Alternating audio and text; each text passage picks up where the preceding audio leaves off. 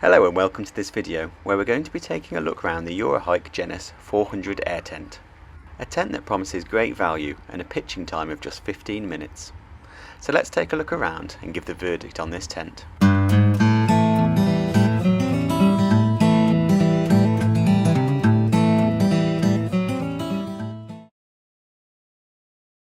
This tent is currently on sale at Go Outdoors for £229, although I have seen it as cheap as £199. In fact, I think you'll see the tag in the video says £199 on the tent, although this was filmed last year. For a 4-man air tent, this seems to be amazing value, as you can spend twice that on an air tent of a similar size. So let's have a look around this tent and see if we can find out why it's so much cheaper, and if that means it's good value or if it's fit for the bin. Let's start on the inside and have a look at the bedroom pod. This is a single bedroom pod that is meant for 4 people. The door on the front here has some netting at the top, which can also be opened, and that will let more airflow into the tent. You'll also notice that the tent has some handy toggles at the side of the door, so when it is open like this, you can have it stored away so it's not going to get in the way and flap about. What this bedroom doesn't have is any blackout technology. So if you can't sleep when it's light, this might be one to avoid, because during the British summer that sun comes up pretty early. There's some small pockets either side of the bedroom pod. I find these really handy for putting things like your phone and your keys in when you go to bed. You can see in the middle of that bedroom pod there is a hook in the ceiling, enabling you somewhere to hang a light. There's also an air vent at the back which helps reduce condensation. The bedroom pod has an internal width of 240 centimetres.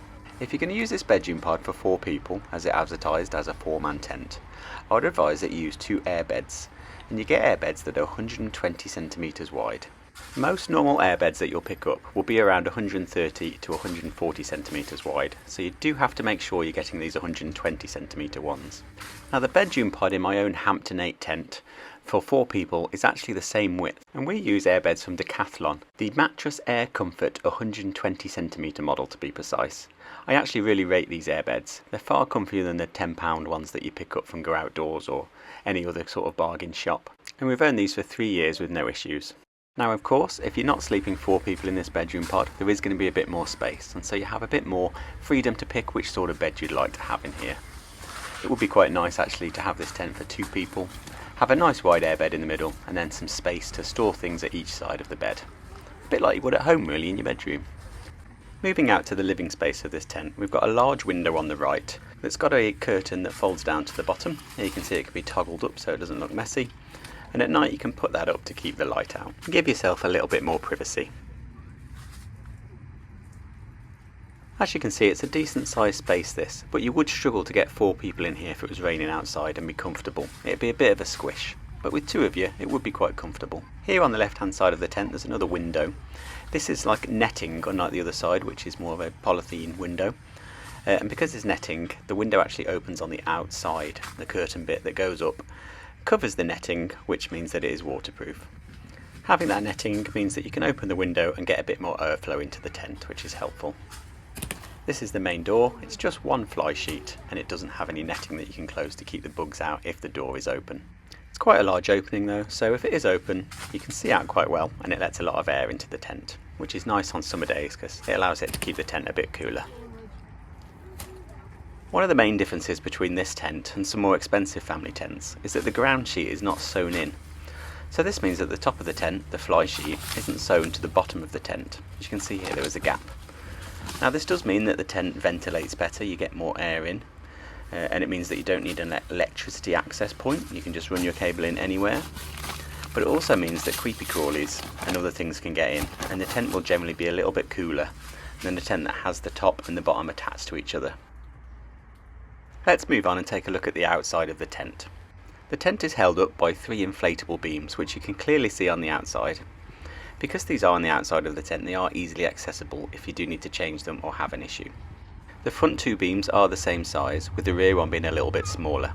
That means if you are hoping to carry spares, you only have to carry 2 types of beams. As you can see, the valves are quite accessible, and these are good quality valves. They're the same type that are found on much more expensive tents. As you can see, on the left side of the tent is that clear window, which has its curtain on the inside. As we move towards the back, you can see that there is a vent at the back, which helps let air into that sleeping area and keep it well ventilated and keep condensation to a minimum. And from this angle it's clear to see that the headroom in the bedroom is quite a bit less than the headroom in the main living area at the front of the tent. The main living area of the tent has a headroom of 190 centimetres, so most people are going to be able to stand up in there. But the bedroom is a little bit shorter, so you're not going to be able to stand up in there. The hydrostatic head rating of the tent is 3000 millimetres. This is generally considered waterproof enough for most camping conditions, so unless you've got constant heavy rain, you're not going to have a problem with this tent. My in-laws have a tent with a 2000 millimetre hydrostatic head rating, so less than this, and have never had any issues while camping. And we have been out in some persistent rain. Moving round to the right hand side of the tent, here you can see that window cover on top of that net. So on the inside of the tent is a net mesh, so if you open this cover on the outside, you'll find that you'll be able to let some air in and be able to have some visibility out. Slightly different to the other side where you've obviously got that clear window with the curtain on the inside. As you can see, the guy ropes on the tent are slightly voluminous in this bright blue colour, and that's going to help at night when you're walking around the tent, making it less likely for you to trip over. Now let's talk about some of the things that come with this tent.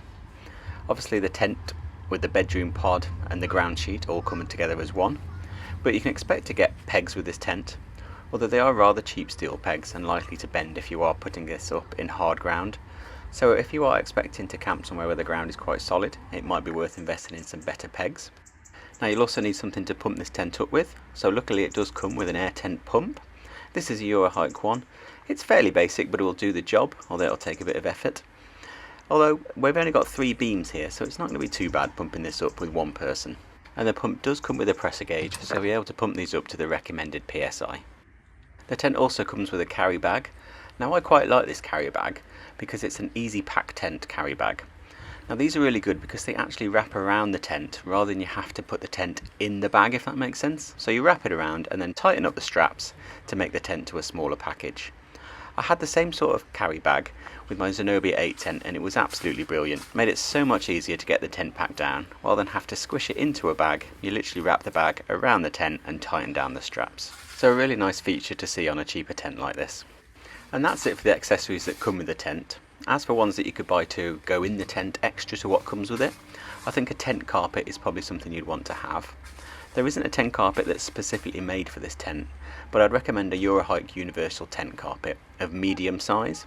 I think that's the one that would fit best in this living space at the front, although don't expect a perfect fit. I do think tent carpets are great though because they make the space feel a little bit more cosy and keep the heat in a little bit. And that's about it for accessories. There isn't really much else you can buy for this tent. There would be no porch really that would fit. Once the tent is packed down, it does come under 10 kilos. Go Outdoor say it's 9.8 kilograms, so it could be easily carried by one person.